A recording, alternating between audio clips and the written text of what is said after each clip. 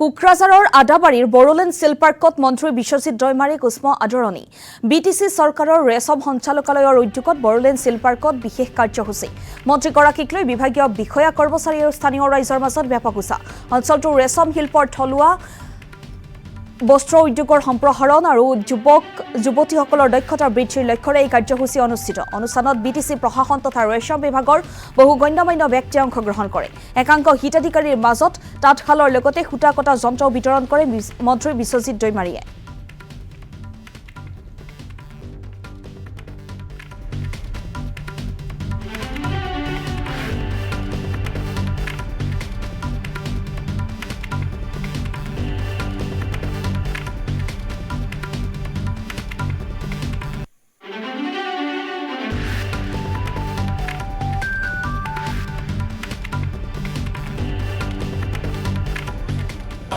ইয়াত বিভিন্ন বিভাগৰ লগত জড়িত কি কাম চলি আছে আৰু কি তেওঁলোকৰ পৰিকল্পনা আছে আৰু সেই অনুযায়ী ষ্টেটৰ পৰা আমি কিবা কৰিব পৰা আছে নেকি বা তেওঁলোকৰ যিটো ভাবিছে সেইটো লৈ কৰাৰ কাৰণে আমাৰ ব্যৱস্থা ল'ব লগা আছে নেকি সেইটোৰ কাৰণে। আৰু তাতে আমাৰ কৰ্মেশ্বৰাই চেৰিকালচাৰৰ EM ডাঙৰীয়াই ইয়াত মানে ফাৰ্মত মাতিছিলে আৰু আজি ৰাতিপুৱাৰ পৰা আহি চালোঁ, দেখিলোঁ বহুত ধুনীয়া।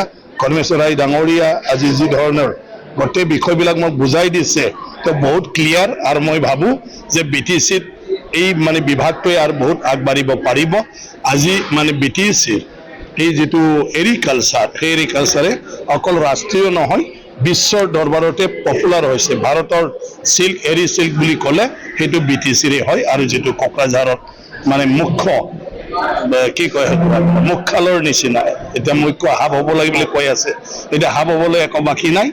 চবে যদি মানে এগ্ৰিকালচাৰটো গ্ৰহণ কৰি লয় মানে পলু পোহে তেতিয়াই সেইটো এটা হাব হৈ যাব।